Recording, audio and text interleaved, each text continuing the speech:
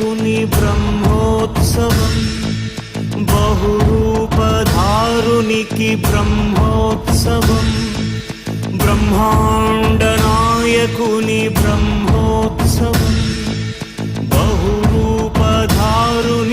బ్రహ్మోత్సవం. శ్రీభూసతులతో శరణాగతులతో, శ్రీభూసతులతో శరణాగతులతో, ఏడు కొండల పైన చక్కగా